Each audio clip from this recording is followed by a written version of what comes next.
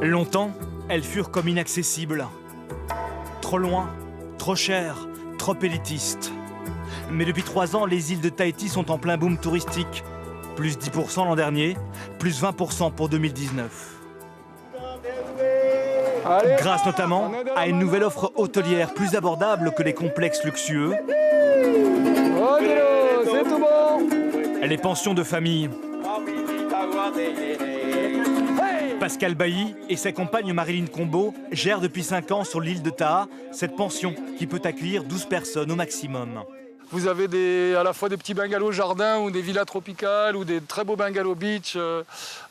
Parce que dans l'esprit pension de famille, il en faut un petit peu pour tout le monde. Alors il y a un petit peu pour tous les budgets, un petit peu pour toutes les prestations.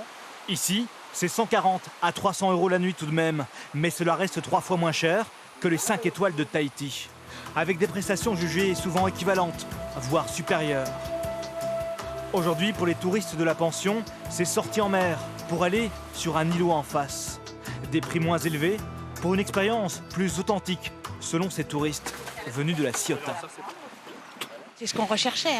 Non, on ne voulait pas justement les grands complexes. On voulait cette chaleur humaine et cet accueil. Et là, pour le coup, c'est tout à fait réussi. Comme ici à Taha, ces pensions de famille se développent dans les îles, parfois les plus isolées de Polynésie. 8 Tahitiens travaillent en CDI avec Marilyn et Pascal. Un tourisme qui permet donc d'ancrer la jeunesse dans les îles qu'elle a souvent tendance à déserter, faute de perspectives professionnelles. Est-ce que vous avez beaucoup d'amis qui sont partis de Taha? Oui, on a plein.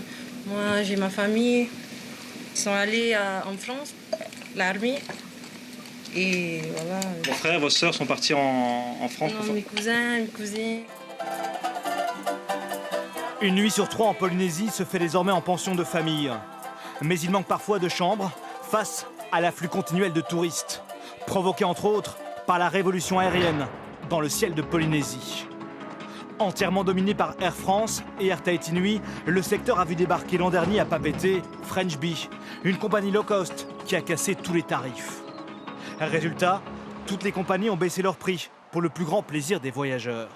Les billets les moins chers sont désormais à 1 200 € l'aller-retour.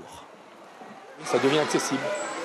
Ce que je sais, c'est qu'avant, c'était plutôt autour de 2 000 € par connaissance comme ça. Air Tahiti Nui et Air France sont un petit peu plus chers, un petit peu plus. Ouais. Mais ils se sont alignés un peu au prix de French Bee, avec le bagage en soute. De 210 000 touristes l'an dernier, la Polynésie espère passer à 300 000 touristes dans les années qui viennent, en attirant beaucoup plus de visiteurs qui ne vivent qu'à quelques heures de vol d'ici.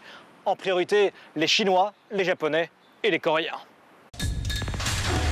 L'information en continu sur Polynésie la première, Internet et réseaux sociaux.